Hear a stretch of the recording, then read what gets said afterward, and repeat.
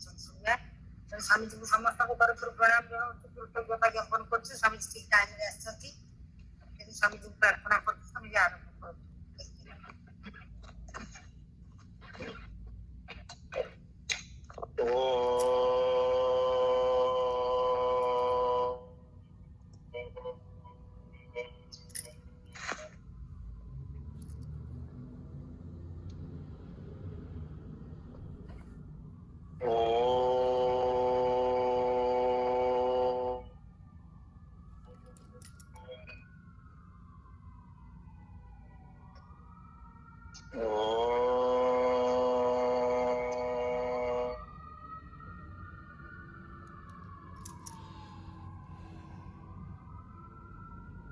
सदाशिवसमारम्भां शङ्कराचार्यमध्यमाम् अस्मदाचार्यपर्यन्तां वन्दे गुरुपरम्परा शङ्करं शङ्कराचार्यं केशवं बादरायणं सूत्रभाष्यकृतौ वन्दे भगवन्तौ पुनः पुनः ईश्वरो गुरुरात्मेति मूर्तिभेद विभागिने व्योमवत् व्याप्तदेहाय दक्षिणामूर्तये नमः। ओम शांति शांति शांति।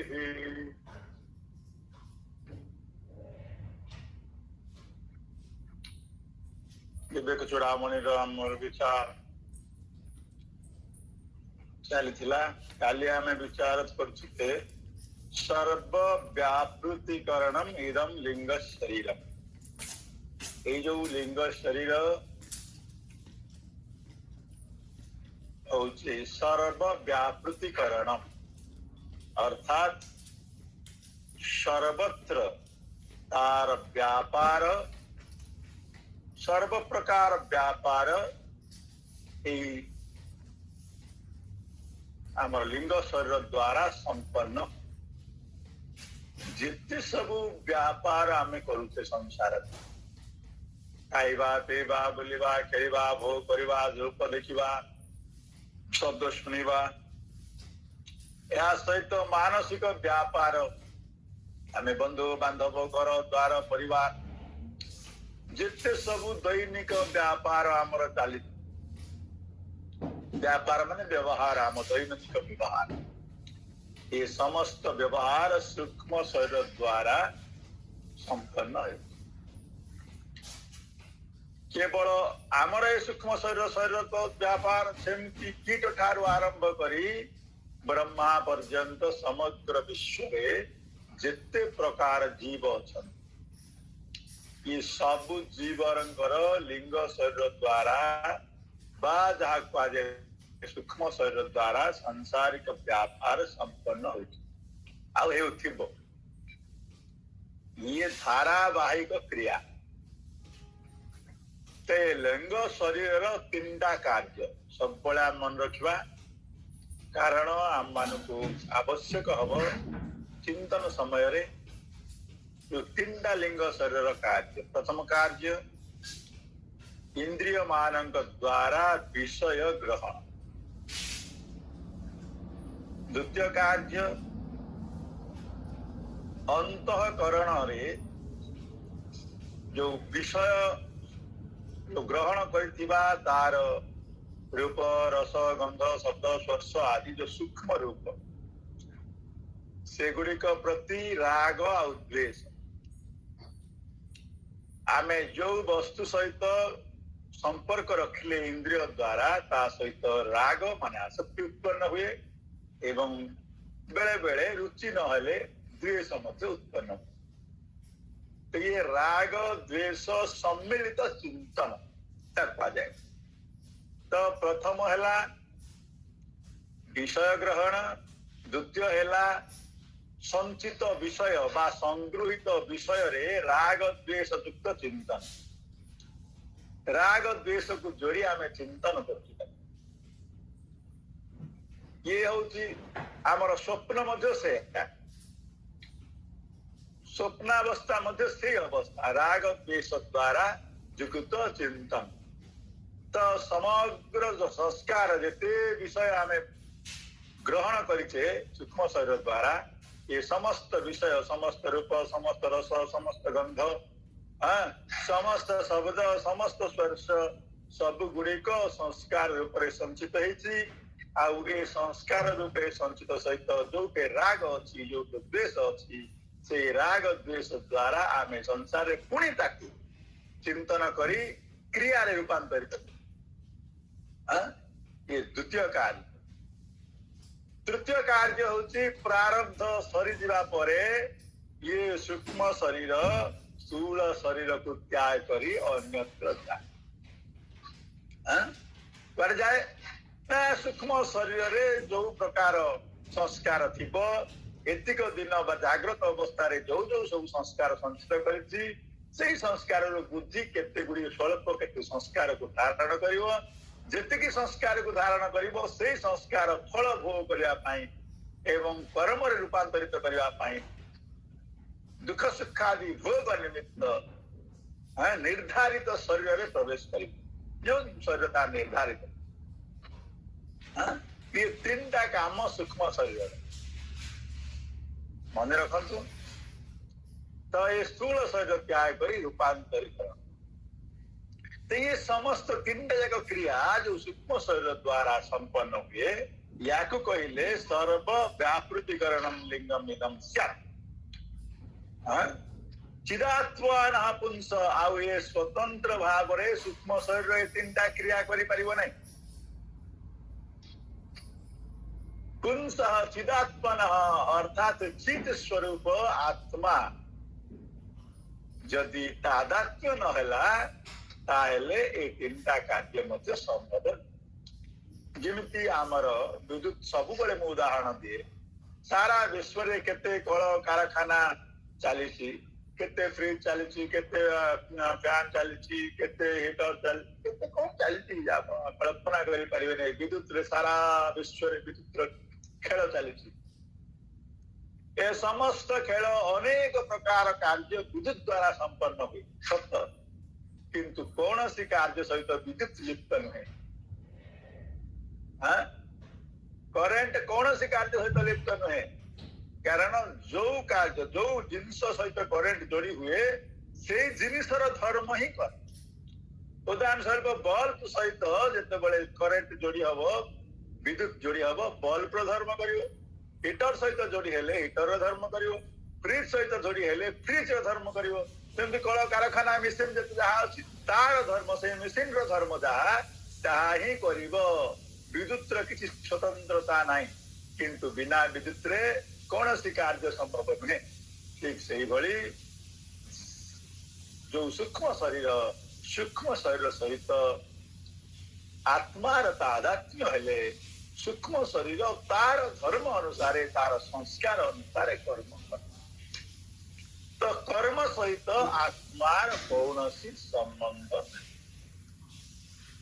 एबे नाही अतीत रे नथिला भविष्यत रे मध्य रहिबो नाही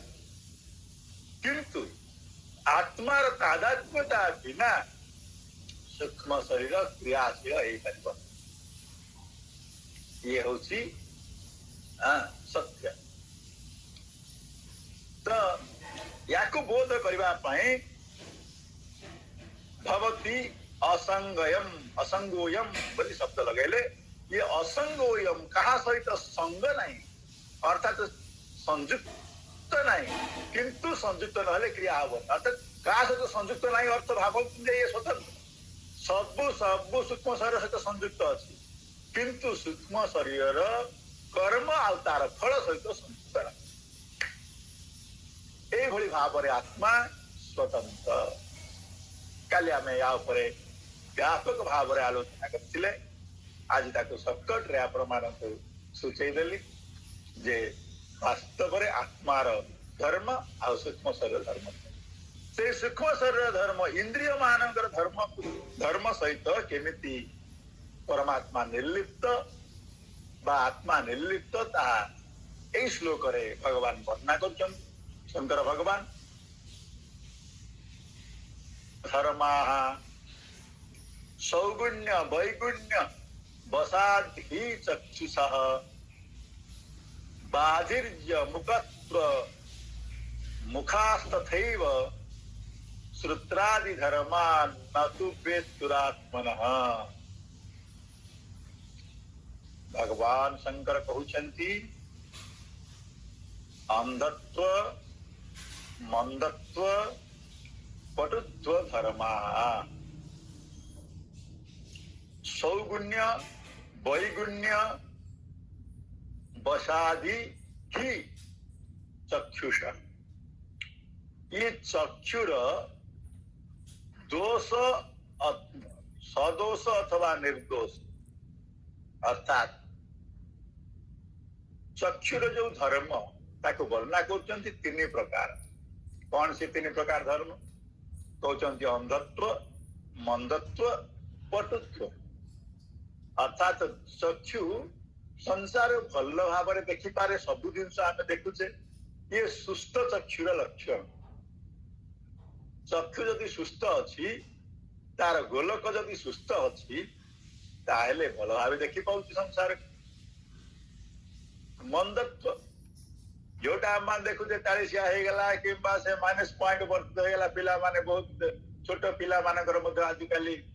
आखि को देखा जाउनी। दूरदृष्टि निकट दृष्टि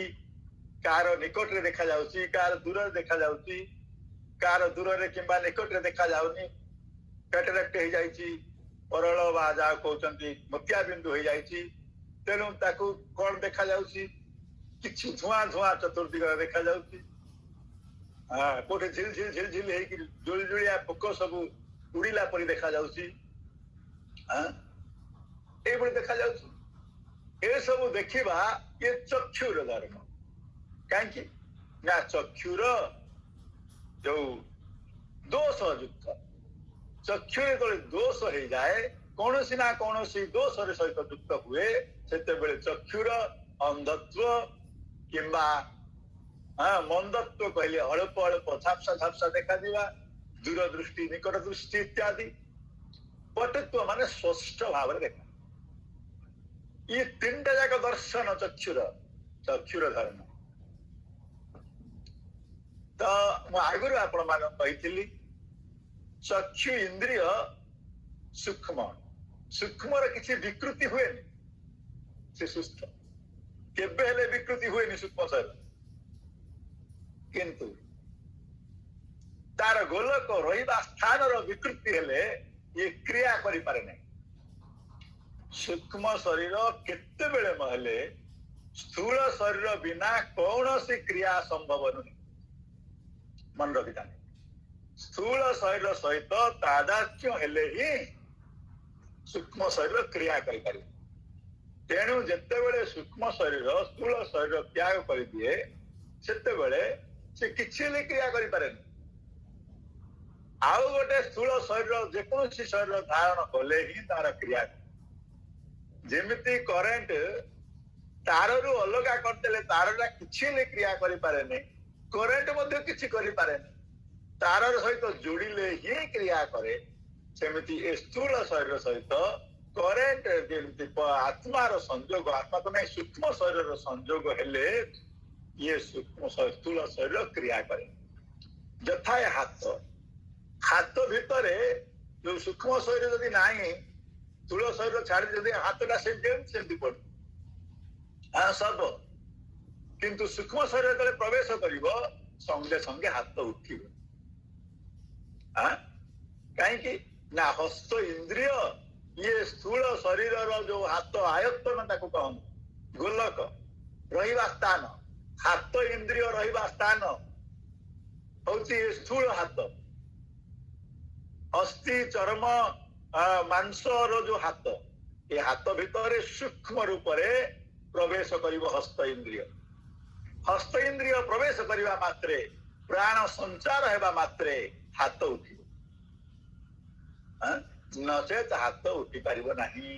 हाथ उठिबनी गोड़ उठिबनी चलिबनी प्राण भी संचार हबनी रक्त संचार हब नहीं हाथ स्पंदन हब नहीं। तो ये समस्त क्रिया सूक्ष्म शरीर द्वारा हो। ठीक से ही भली जो चक्षुर दोषयुक्त दृष्टि अर्थात मंद दृष्टि बा दृष्टिर संपूर्ण अभाव अंधत्व अथवा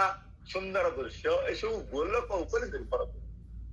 आखिर गोलक जोटे आखि भितर ऑप्टिक नर्व अच्छी कृष्ण पटल श्वेत पटल आदि जो आमर अच्छी आखि आगे एगुड़िक जदि किसी खराब हुए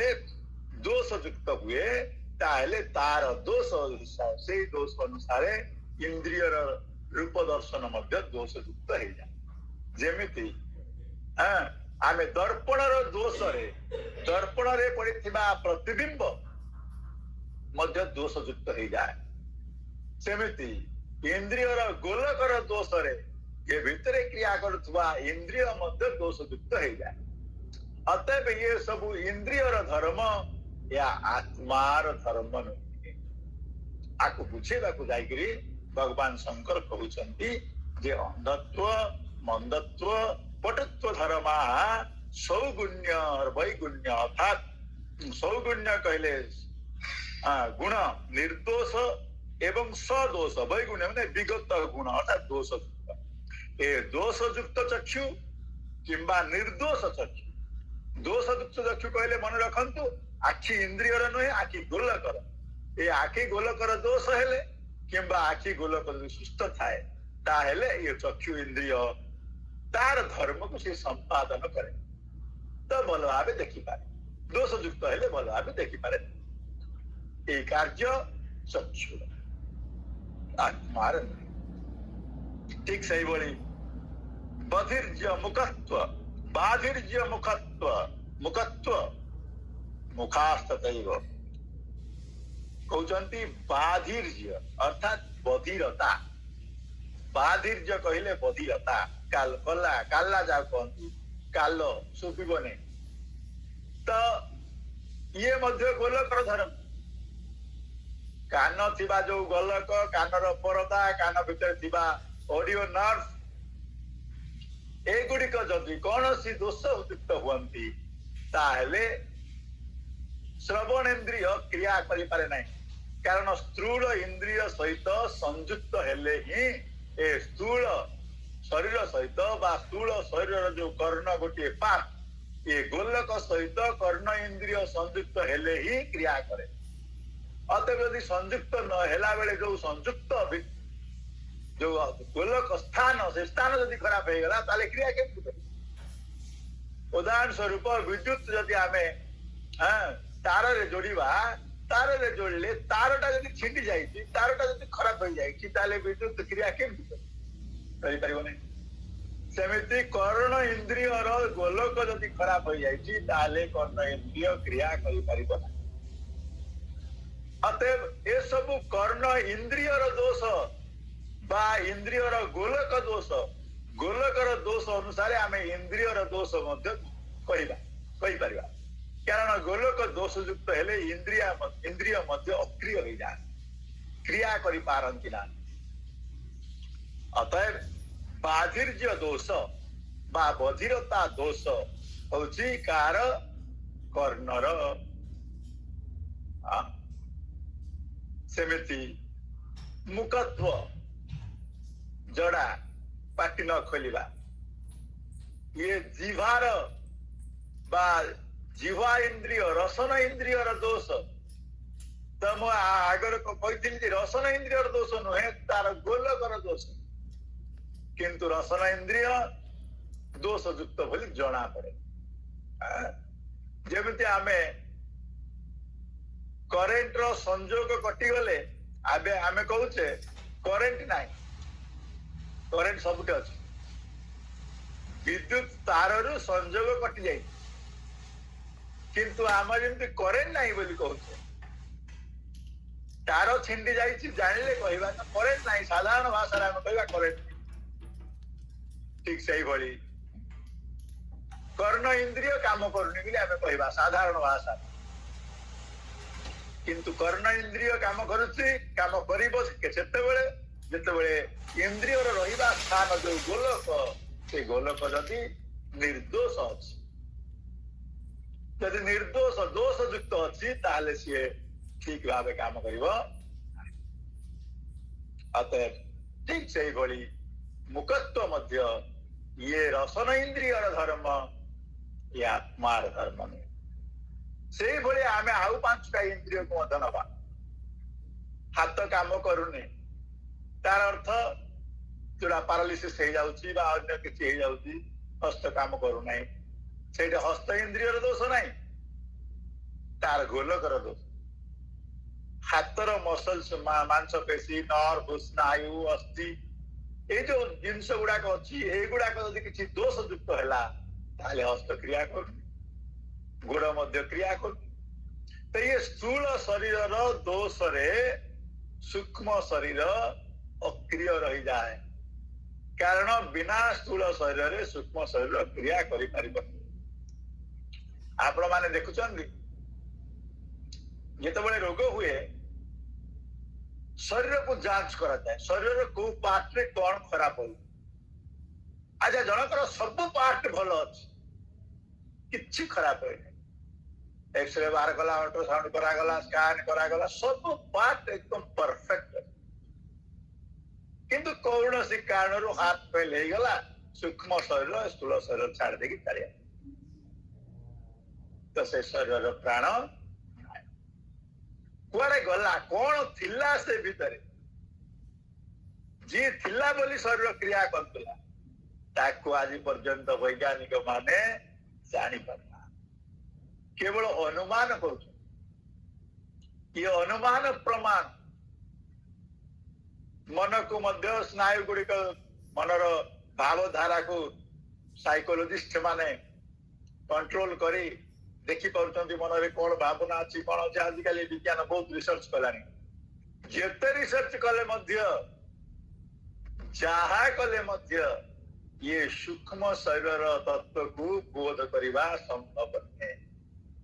सब विषय जानिबा संभव नहीं केवल ध्यान द्वारा गभीर ध्यान द्वारा आपण निज को निजे जानी मु किए तो मु किए जानिले मु किभली भाव सूक्ष्म स्थूल शरीर सहित तादात्म्य होउची ता मत जानि पारि ये तादात्म्यता को प्रकार होउची केमिति तादात्म्य हो सूक्ष्म शरीर केमिति क्रिया करू आपण ध्यानस्थ हे तन तन करी गुटी गुटी करी देखिबा को चाहिबे उत्तम रूपे दर्शन करि पारिबे अनुभव दर्शन माने आखे तो देखिबे नहीं अनुभव करि पारिबे बिना ध्यान बिना विचार रे कौन से जिनिस अनुभूत हुई पारे ना आकु कौन सी माइक्रोस्कोप रे देखिबे किंबा ताकु कौन सी साधन जे कौन सी साधन रे ताकु देखिबा को चाहिबे ये अत्यंत सूक्ष्म कौन सी उपाय रे आपण ताकु देखि पारिबे अतः भगवान शंकर कहते ये सूक्ष्म शरीर तेणु आ ना दिया जाए कि सूक्ष्म किंतु प्रति मुहूर्त अनुभव करते रसगोला टे खाऊ मीठा लगुच कहते मीठाटा अनुभव कर से इंद्रिय आपण को अनुभव कर स्वाद इंद्रिय रसन इंद्रिय किंतु रसन इंद्रिय को आपण जानी पारना जीवाटा को जानी जीवार स्वाद मुकुल जाक जानी ये गुड़ाक ही स्वाद को जानते किंतु से गुड़ाक थिले मध्य स्वाद जानी परिबे नहीं यदि से भितर रसन इंद्रिय क्रिया करना समग्र शरीर जो सूक्ष्म शरीर अत्यंत सूक्ष्म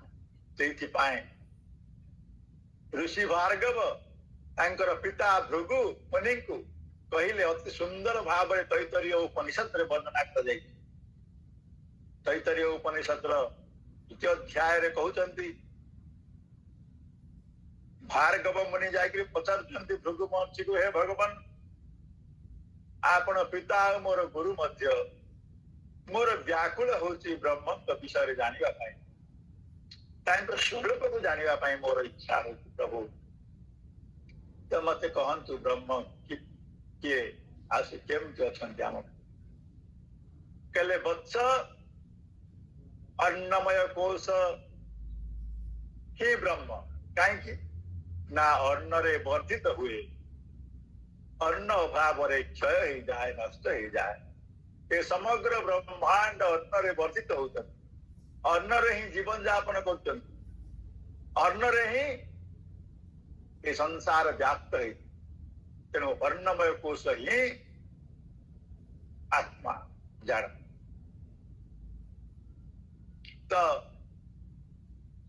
ध्यान द्वारा जान, तपस्या द्वारा जान बोली कहे। सेतेबेले भृगु महर्षि आसी तपस्या करने को लगिले, शांत चित्तर चिंतन करने को लगिले जे वास्तव रे कौन निज को चिंतन कले। ये अन्नमय कोश ये शरीर, स्थूल शरीर, अस्थि मांस हाड़ चर्म ये सप्त धातुर शरीर, ये सप्त धातुर शरीर कौन ब्रह्म। ये सप्त धातुर शरीर समग्र ब्रह्मांड कौन ब्रह्म। यदि ब्रह्म होता ताले रूप भिन्न भिन्न, क्रिया भिन्न भिन्न, ये सब भिन्नता कहीं गभीर भाव चिंतन करने को लगे। ब्रह्म एक अभिन्न, भिन्नता कहीं देखिले जे ये स्थूल शरीर अन्नमय कोश केबे भी ब्रह्म ही, कारण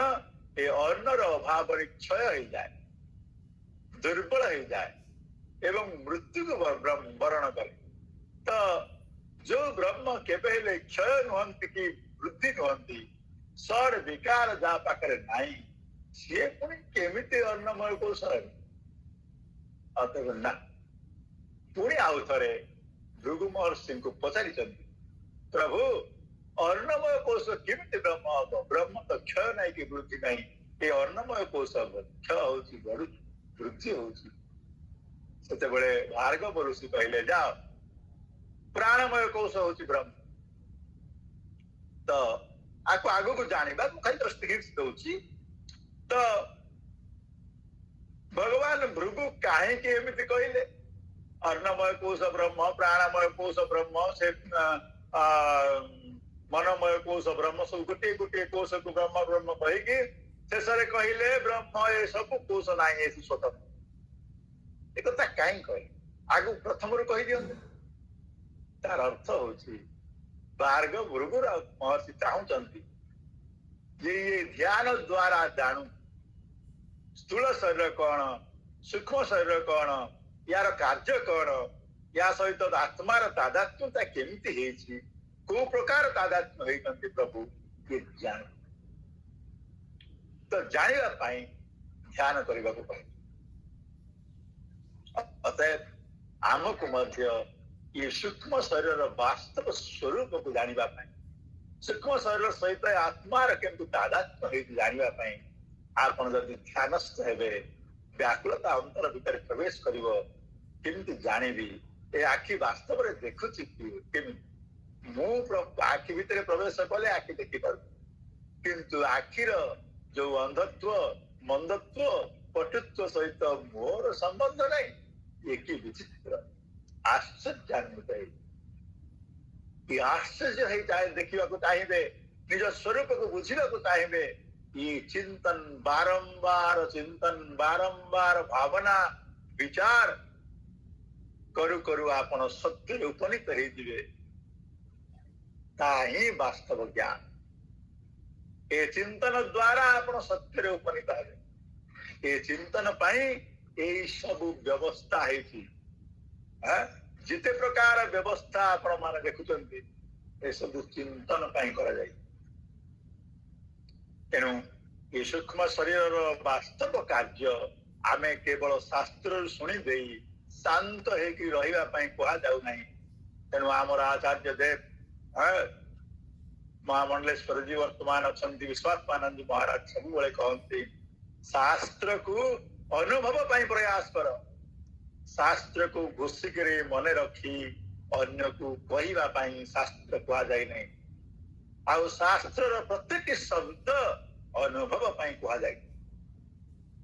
सेतिपाई शास्त्र श्रवण करा जाए, शास्त्र पढ़ा जाए नहीं। पढ़िले बोध हुए, श्रवण करा जाए। श्रवण और पठन भितर भेद कौन? श्रवण द्वारा आपण तीनटा जिनस पाइबे गुरु गुरुदेवंकर अनुभव आउ जुक्ति सांसारिक क्रिया को नहीं लौकिक व्यवहार सहित शास्त्र प्रमाण को जोड़ी जुक्ति उपस्थापन करिवे एवं अनेक दृष्टांत से दे पारिवे कारण अनुभव योगी माने संसार सहित अनेक दृष्टांत सहित जोड़ी पारिवे शास्त्र प्रमाण अतएव केवल शास्त्र प्रमाण आपन को जणैबेनी शास्त्र प्रमाण सहित सांसारिक लोकाचार बा लौकिक क्रियार दृष्टांत को दे जुक्ति द्वारा आपणकर बुद्धि भितर पसेइबे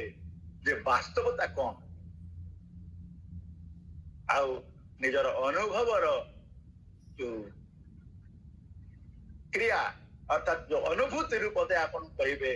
जो अनुभूति द्वारा आपणकर हृदय धारण करिवारे सक्षम हबो तत्व को धारण करिवारे सक्षम हबो सेथिपाई श्रवण करा जाए आपण माने देखुचंदी आमे कॉलेज रे पाठ पढुछु आपण माने सब कॉलेज रे पाठ पढिछन समस्त पढिछंती कॉलेज रे पढला बेले लेक्चर तो जहा पढ़े पढ़ी कि आसी कहे कौन तार भिन्न अछि किंतु ता उपरे प्रामाणिक जुक्ति बलवान जुक्ति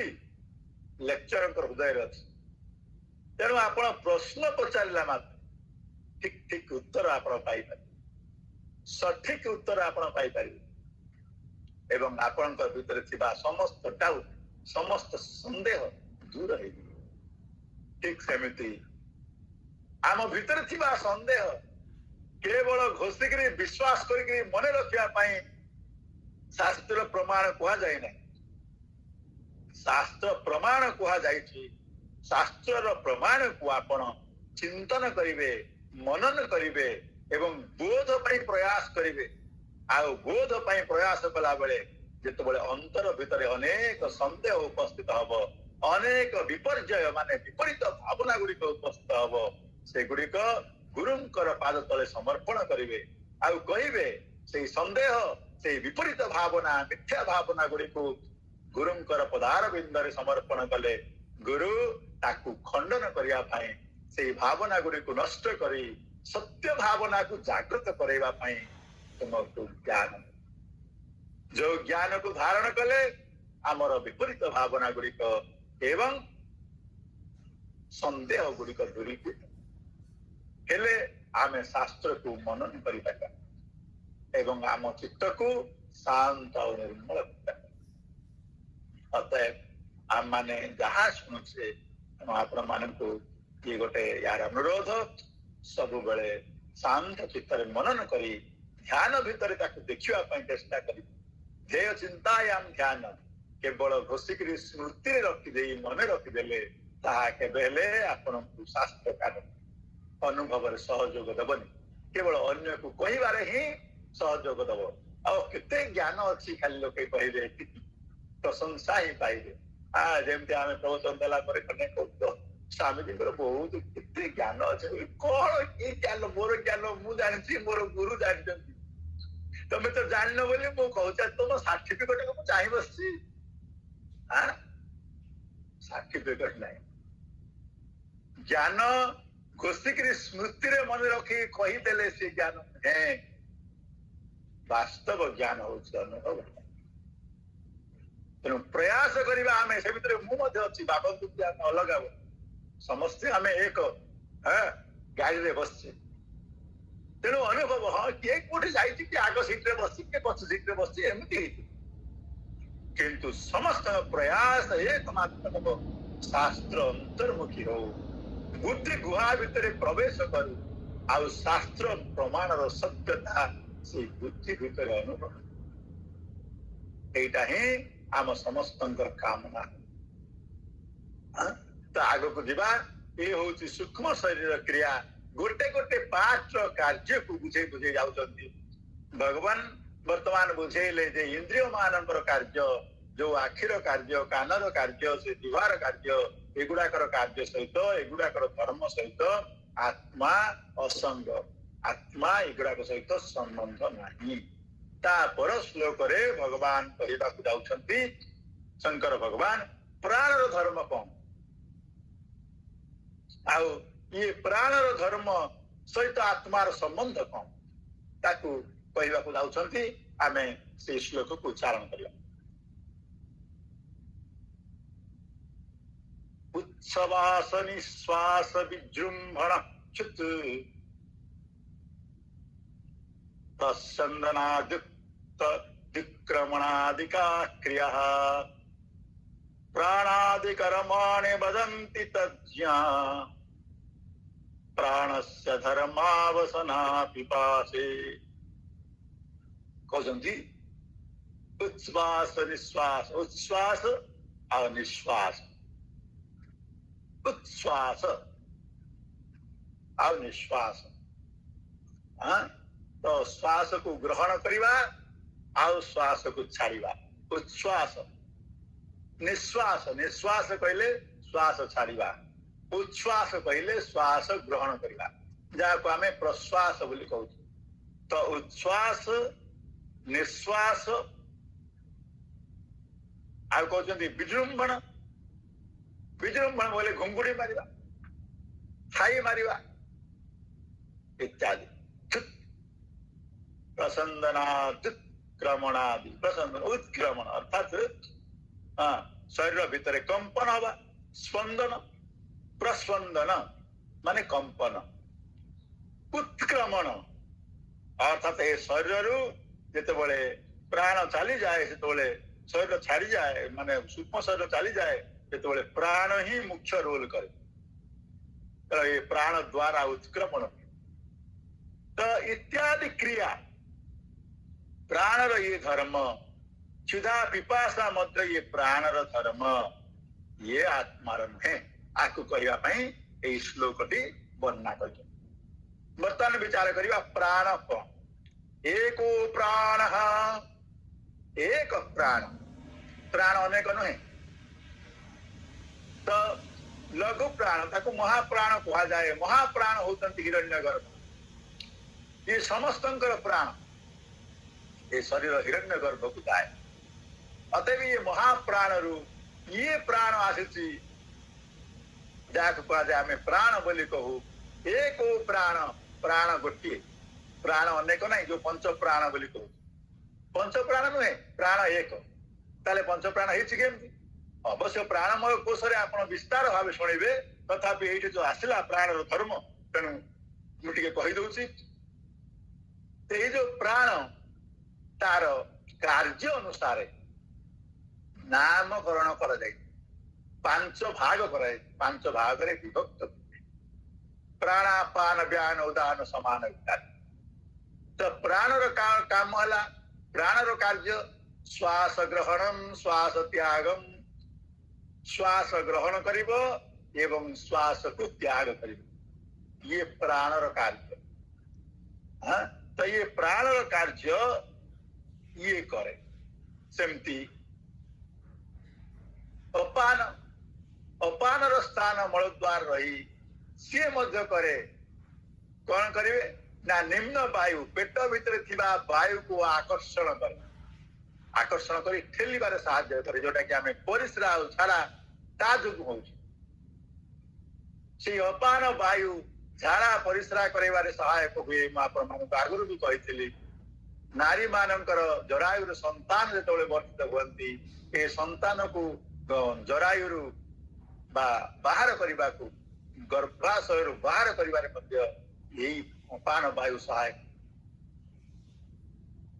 सेमती व्यान वायु समग्र शरीर रही रक्त संचालन करे ये रक्त संचालन कार्य होची व्यान वायुर उदान वायु कंठ देश रही जिते समस्त क्रिया समापन हो जाए सब क्रिया प्रारब्ध सरी जाए शरीर छाड़ा समय पड़े आसे से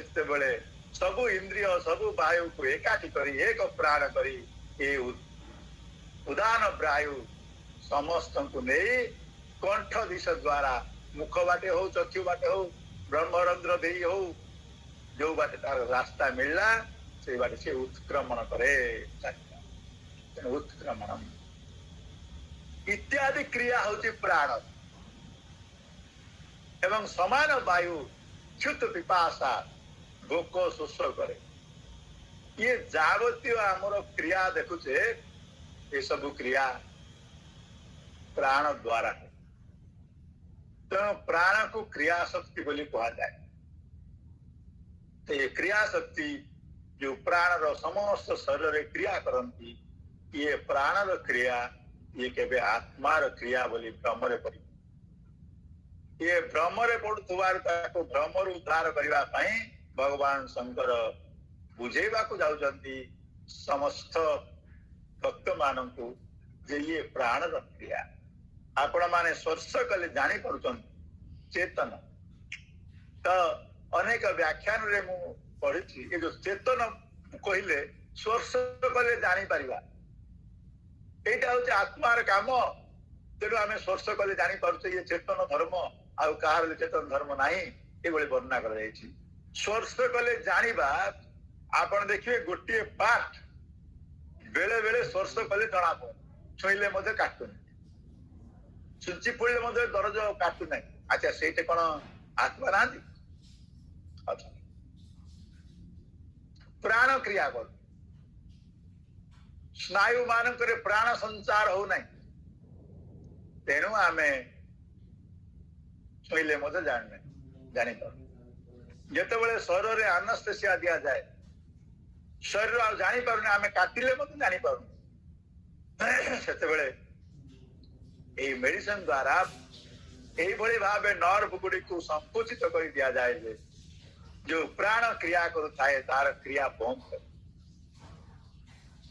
नर्व गुड़ाकर स्नायु गुड़ाकर संकोचन जो प्राण गोटे स्थान रही जाए समस्त क्रिया बंद तेणु आम माने विशेषकर अन्य प्राण क्रिया करुए हृदस्पंदन आदि चालू थाए जो प्राणर क्रिया बंद कर तो मर जाते तो हृदस्पंदन आदि चालू थाए तेणु प्राणर अन्य प्राण क्रिया थाए केवल व्यान वायु क्रिया बंद कर पुणी व्यान वायु दीटा पार्ट अच्छे गोटे पार्ट हूँ रक्त संचालन आउ गोटे पार्ट हूँ नर्व गुड़ी को सक्रिय करवा तेणु ये स्नायु गुड़ी को सक्रिय कर जो पार्ट ताकू बंद कर दि जाए सी आ क्रियाशील हुए ना तेणु आमर नर्व गुड़िक सक्रिय न होबारु आम जापर अतएव सब प्राणर क्रिया ये समस्त क्रिया प्राणर प्राण ही राजा बड़ सुंदर भाव वर्णना कर छांदोग्य उपनिषद रे आपण मान देखिबे इंद्रिय माने अहंकार कर आखि कहला मु बड़ कान कहला मु बड़ जीवा कहला मु बड़ समस्ते बड़ बड़ भाविले प्राण किछि काम करूनी आखि कहला मु जगत को देखुची कान कहला मु जगत को सब कथा सुनुची जीवा कहला मु सब चाखी पारुची बाणी कहला मु कथा न कहले के कथा भी कहि परिबेनी मु जदि सक्रिय रहले के कथा कहि परिबेनी सब इंद्रिय माने कहले आमे समस्त बड़ अच्छा हमको काहे कि उच्च स्थान न दिया जाई प्राण को उच्च स्थान दिया जाऊ काहे कि एमती हो तो समस्ते प्राण पाक जाई निज निजर कंप्लेन प्रदान कर सेतेबेले प्राण कहले अच्छा ठीक अच्छी गोटे काम करवा ए शरीर को जी छाड़िकी गले शरीर मृत हो जाए सी सब कुछ ठीक अच्छी आखि जो इंद्रिय छाड़िकी चली गले अंध सीना है कि शरीर क्रिया कला कर्ण इंद्रिय छाड़िकी गले कान को सीना शुभा गला शरीर क्रिया कला स्पर्श इंद्रिय छाड़िकी चली गला छुईले सीना जना पड़ानी किंतु शरीर भल अच्छी क्रिया कला हाँ पुणी से सब इंद्रिय मान जो निज निज गोलक छाड़िकी जावाक इच्छा कले से किछि हेला नहीं शरीर जेम सेमती क्रिया कर किंतु प्राण जो कहले मु जाऊची बाहरी से कहवा मात्रे टिके बाहर हवा मात्रे सब इंद्रिय मान निष्क्रिय हो गले इंद्रिय मान क्रिया बंद हो गला से सब इंद्रिय मान हाथ जोड़ी कहले हे प्राणदेव आपण ही श्रेष्ठ आपण तो बिना जगत रे आउ किए ना तेणु आपण ज्येष्ठ श्रेष्ठ आपण बिना ये शरीर मृत आपण तो कहबार उद्देश्य ये शरीर समस्त प्रक्रिया सबु चालन जते अंग चालन ठारू आरंभ करी भोजन ग्रहण हजम क्रिया रक्त संचालन हृदय हृत्पिंड स्पंदन ये समस्त क्रिया प्राण द्वारा संसार हुए प्राण द्वारा होता है आउ ये प्राण शक्ति को जदि आपण शक्तिकृत करेंगे दुर्बल न कर जीवनी शक्ति बोली कहा जाए आउ ये प्राणी को प्राण को शक्तिकृत करने आम योगाचार्य माने जो प्राणायाम आदि कर विभिन्न प्रकार प्राणायाम द्वारा प्राण को शक्तिकृत कर जाए प्राण को सक्रिय कर जाए प्राण को श्रृंखलित कर जाए आपणकर प्राण जी श्रृंखलित हम आप से निरोग रही आपणकर प्राण जी दुर्बल हम जी विशृंखलित हम से आप रुग्ण अतएव प्राणर गति श्रृंखलित विशृंखलित जाना कि प्राणर गति श्रृंखलित विशृंखलित जाना आप श्वास द्वारा सब बेले समान भाव में श्वास चली गोटे मिनट रे प्रत्येक प्राणी 15 थर श्वास नेबा करे 15 ରୁ 20 थर भितर यदि से भली चली तार श्वास तार रोग हम जदि कौन सी कारण श्वास गति वृद्धि है अर्थात 15 ରୁ 20 20 ରୁ 30 40 है श्वास प्रखर है किसी ना कि बॉडी में डिफेक्ट अच्छे कौ प्राणर कौ पार्ट गुड़िक वीक अच्छे तो धीरे धीरे तार वीकनेस बढ़ला रोग रूप आस अच्छा रोगटा आप सब मतलब कि शरीर उपकार आसता है शरीर को सुरक्षा करने आसते शरीर मल को निष्कासन करने आसता है अतएव शरीर जो मल को निष्कासन करे ना अल्प दिन रे करि पारे नहीं विलंब हुए से कंटिन्यू बहुत दिन धरी भोगिया पड़े जो संपूर्ण निष्कासन कर पारा ना शरीर ताले सी स्थायी रोग हो जाए क्रिया शून्य हो जाए शरीर आ किसी निष्कासन कर पारे तेणु ये प्राणर गति दुर्बल हो जाए कहन अतएव आम माने योग द्वारा जदि प्राणर गति को श्रृंखलित परिमार्जित करवा आउ गोटे मन रखु गोरखनाथ योग सूत्र सुंदर भाव कहते जार मन जी अस्थिर हम तार प्राणर गति से अस्थिर हम मन जी शांत निर्मल बोधयुक्त हम प्राणर गति से शांत निर्मल पवित्र परमात्मा आशीर्वाद आमे जदि ठीक ठीक भाव प्राण को नियंत्रण करवा दीर्घायु हो पार शास्त्र विवेचना करे जीवन मुक्त महापुरुष मान इच्छा मृत्यु तो केमिति नहीं इच्छा मृत्यु शब्द अर्थ जे श्वास को से माने कमे पारिबे नहीं किंतु बढ़े पारिबे अर्थात आमर जो बयस समय निर्धारण ये मनीष कर किंतु ईश्वर समय निर्धारण ईश्वर जो समय से अलग सी श्वास अनुसार तो आमर केतटा श्वास आम नेबा जन्म ठारू आरंभ कर मृत्यु पर्यंत ये प्रारब्ध रे लेखा जाए तो से श्वास को आम श्वासर गति को बढ़े पार आयुष बढ़ उदाहरण स्वरूप आप मिनट रे मन कर 15 थर श्वास नेबा आनिबा करू तो आप 15 थर टाक जदि कुंभक करी 5 थर करदे तो आउ 10टा श्वास आगू बढ़िला आपणकर तो 30 कोटी की 40 कोटी 50 कोटी एति कोटी श्वास जीवा आसिया करिवो ता जीवन भितर सेति श्वास ही जीवा आसिया करिवो तो से श्वास भितर आपण जदि श्वास को अधिक समय कुंभ कर रखिदेले से सेपटे पड़ीगला आयुष बढ़ीगला आ जदि रोग द्वारा शीघ्र श्वास प्रखर है आयुष कमिगला यही भावे श्वास अनुसार आयु को निर्धारण करा जाता है तेणु संत महात्मा योगी माने किसी अधिक सेवा करने संसार वायु को रखी समय को बढ़ेबारे निजको सहयोग कर यथा कौन 16 वर्ष आयु थिला शंकर भगवान 32 वर्ष कर पारे शास्त्र वर्णना दे जा हो जिते कौन प्रकार करंतु प्रारब्ध किए हेले प्रारब्ध को बढ़ेवा प्रायतः चाहती ना कारण ये संसार रही लाभ कौन कि लाभ नहीं तेणु ये संसार रहा कौन संत प्रारब्ध केमती सर इच्छा कर बढ़ेवा प्रायतः इच्छा करती नहीं। तो जने महात्मा थिले आपण मान कहूली मन पड़े टे कहीदे रामानंद जी महाराज गुरुदेव सहित अति प्राण बोली कहले चले गुरुदेव स्वामी चिदानंद महाराज गोटे प्राण बोली कहले चले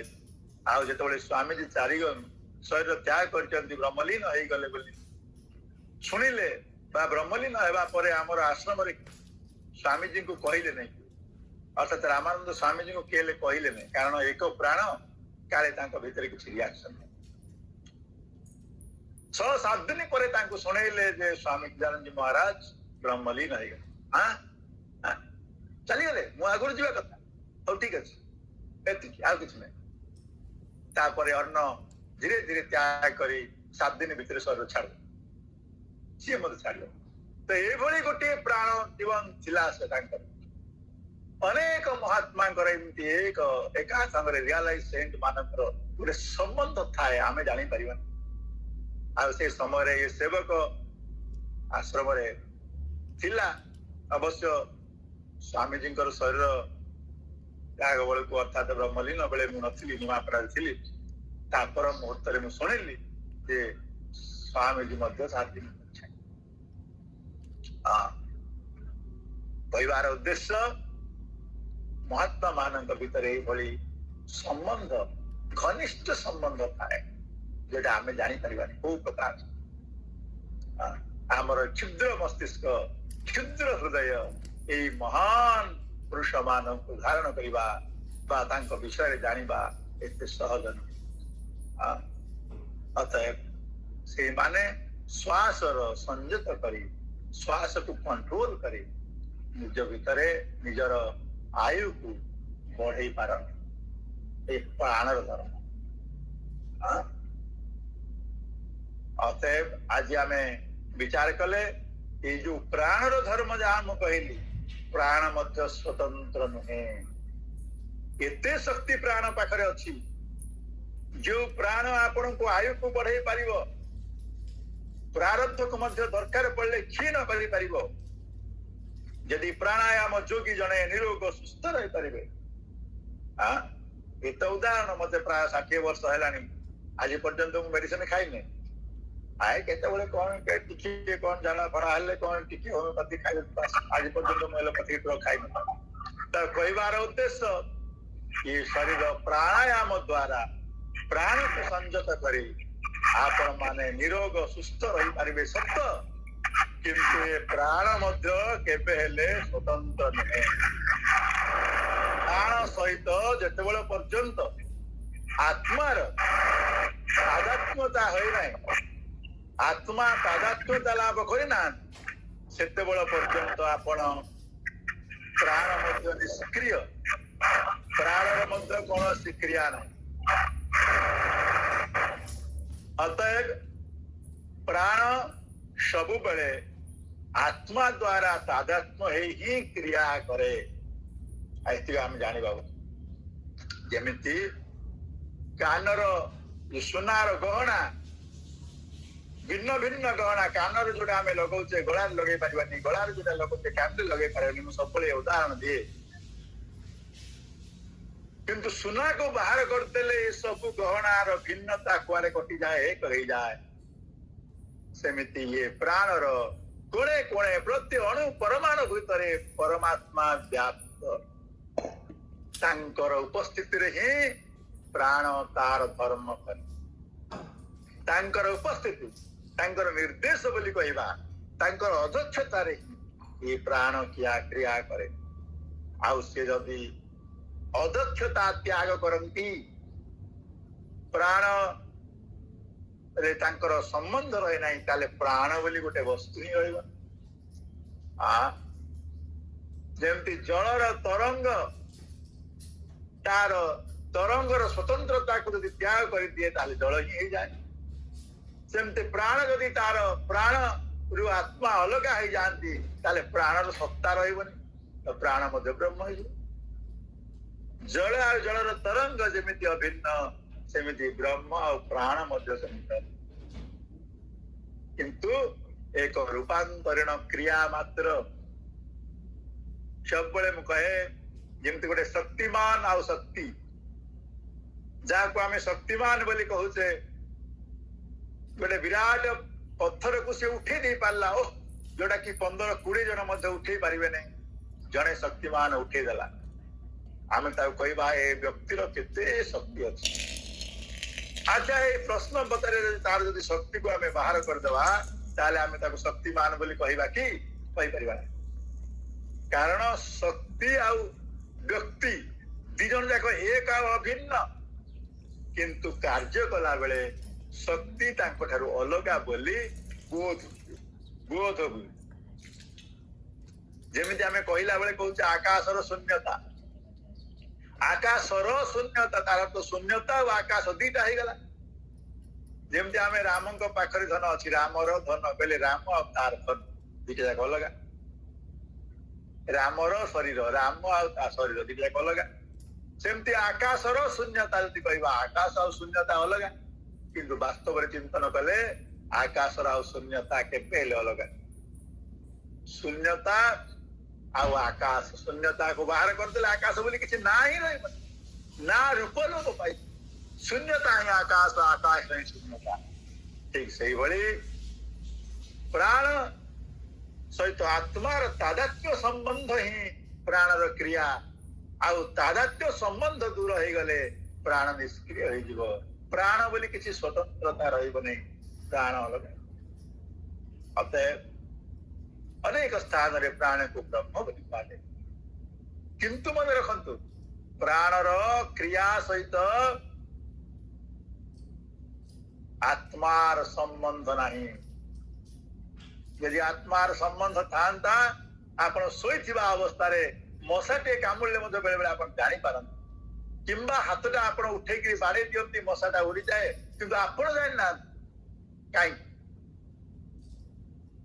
जानी ना विचार करेंगे ताले प्राण निष्क्रिय प्राण स्वतंत्रता किसी ना प्राण दिन राति काम कर किंतु चेतना नहीं तार से अचेतन आत्मांकर संयोग से क्रिया कर चेतन केवल आत्मा मात्र आउ बेले मु शरीर यही बोध ना आपणकर स्थूल शरीर सहित चेतन संबंध ना तेणु प्राण सक्रिय थिले मध्य आपण जानी पारना मशाटे काम प्राण सक्रिय अच्छी यदि प्राण ब्रह्म होता ताहले सक्रिय थिला बेले माने जते बेले आपण मशा कामुडुची आप हाथ मारुचंती आप सक्रिय अछंती प्राण सक्रिय अच्छी तेणु मशा को आपण जानी पारन आप सक्रिय किंतु प्राण सक्रिय थिला बेले आपण सक्रिय न चिंता करंतु मु अलगा प्राण मु सक्रिय नहीं मु सोईची श्वास चालुची अथवा तो मु सोई मु जाननी मो श्वास चालुची हृस्पंदन होउची मु सोई मु जाननी मो मोर श्वास चालुची ताले मु प्राण केमते तेणु श्वास चालुवा समय मु जानी पारुनी जदि ताले मु प्राण नुहे ए मु प्राण केबे भी पारि प्राण अलगा मु अलगा किंतु मोर तादात्म्यतारे प्राण क्रिया करू मु श्वास नौची मु बसुची मु सोईची सब आपण कहउछन मूर संबंध तादात्म्य दोष रे आमे कहू आमर वास्तव स्वरूप ज्ञान रे आमे तादात्म्यता बोध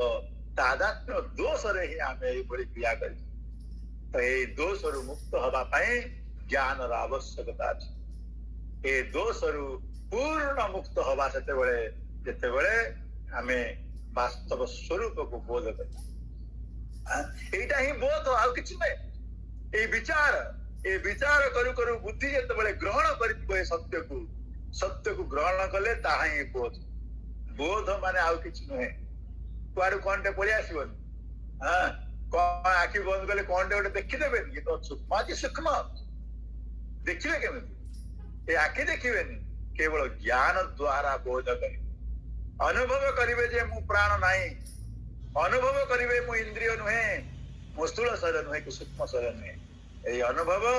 विचार विमर्श चिंतन द्वारा संभव तेणु यही ज्ञान को आपण माने सब बड़े चिंतन करने को प्रयास करंतु यही जन्म परमात्मा को प्राप्त करी मुक्ति लाभ करंतु गुरुदेव आशीर्वाद सब बड़े आपण मान भीतर रहू ये आशा गुरुदेव भरोसा रखी आज विचार श्री चरण रे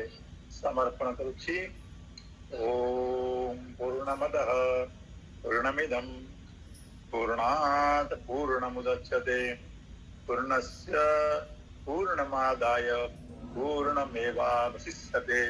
ओम शांति शांति शांति। सद्गुरु भगवान की जय। स्वामी को प्रणाम करछु। समस्त तरफ स्वामी जी पाखे कृतज्ञता ज्ञापन करछु। जो प्रेरणा सहित जो इंद्रिय मानक सहित आम सब बेले संपृक्त ताकू लेके आम चालू ता विषय आमर एटी धारणा ना तेणु एमती आम चिन्हवा आध्यात्मिक आमर जो अच्छी आम अलग है ब्रह्म चिंतन करवा से ब्रह्म कथा जो निर्वाण सत्यकर्म जहाँ कहले अनवृत्ति अहंकार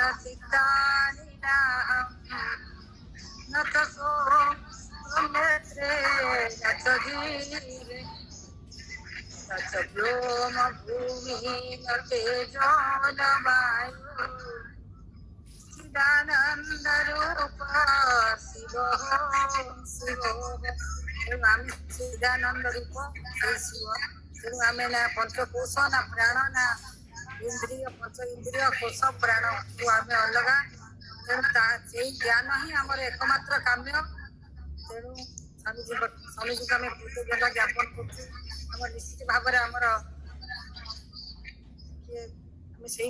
जाऊ निश्चित भाव प्रणाम जनाऊँ पुणी आसंता मंगलवार दिन आम परवर्त श्लोक प्राण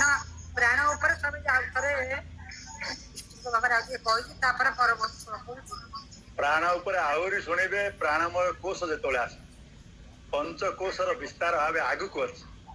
मुझे कहली अधिका कहीदे पंचकोश आहरी सुंदर भाव व्याख्यान अच्छी आगक जीव पंचकोश गोटे गोटे कोश को त्याग करवा। हाँ जमती आम गोटे पियाज रु गोटे गोटे चोपा बाहर करुचे सेमती भितर गोटे अन्नमय कोश को छाड़ा तापर प्राणमय कोश को छाड़ा तो प्राण को जानले तो छाड़ा से आहरी विस्तृत भाव वर्णना कर प्राणमय कोश भितर प्रवेश कले आहरी जापर अधिका आगुरी कहीदे कौन कि से प्राणमय कोश कहला बेलू से पुणी आउे रिपीट लगे